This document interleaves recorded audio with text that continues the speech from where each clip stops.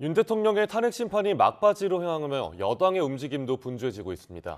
당 차원에선 조기 대선 언급 대신 헌법재판소를 향한 공세를 이어가는 가운데 잠룡들은 대선 쟁걸음 속 지지층 결집에 나서는 모양새입니다. 박강렬 기자가 전해드립니다. 오세훈 서울시장이 참석하고 국회에서 열린 지방분권 개헌 토론회. 지도부 포함 절반 가까운 여당 의원이 현장을 찾아 눈길을 끌었습니다. 일부 참석자가 오 시장을 연호하는 등 사실상 대선 출정식이 아니냐는 해석도 나왔습니다. 헌법재판소에서 한창 재판이 진행이 되고 있습니다. 그 결론이 나고 난 다음에 그 조기 대선에 대한 논의라도 늦지 않다고 저는 생각을 하고요. 당 차원에선 조기 대선을 사실상의 금기어로 삼는 국민의힘. 대신 헌법재판소의 불공정성을 연일 지적하며 압박 수위를 끌어올렸습니다. 문영배 헌재소장 권한대행이 가입한 동창 카페에 음란물이 공유됐다는 의혹까지 제기하며 전선을 넓혔습니다.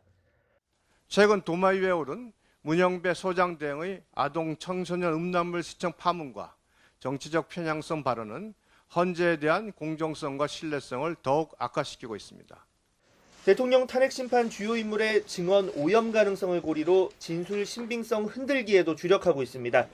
홍장원 전 국가정보원 1차장, 곽종근 전 특전사령관과 민주당 사이 관계를 의심하며 정치인 체포 지시, 국회 계엄 해제안 의결 방해 시도 등 핵심 쟁점을 파고들었습니다.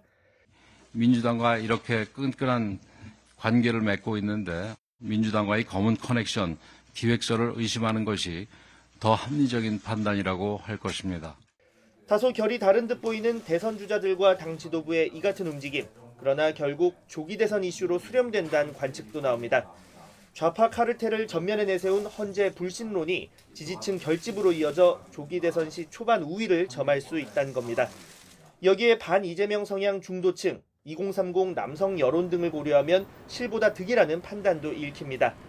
물론 양날의 검으로 작용하리란 우려도 있는데 헌재 판결 불복 등 예상치 못한 방향으로 불길이 번지면 이에 동조할 수도, 그렇다고 말릴 수도 없는 샌드위치 신세가 될 수 있다는 겁니다. 비상계엄과 대통령을 옹호하는 것처럼 비칠 경우 자칫 적폐 시즌2를 맞이할 수 있다는 지적도 나옵니다. 윤석열과 야합의 폭도들을 부추기고 헌재를 공격하고 있습니다. 남미, 마약 카르텔이나 할 짓 아닙니까?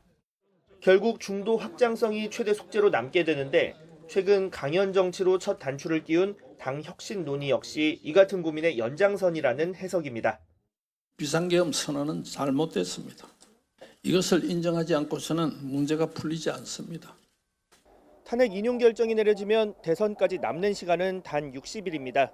이 경우 대통령과 거리 두기에 나서면서도 핵심 지지층과 중도를 아우르기엔 시간이 충분치 않다는 분석도 나옵니다.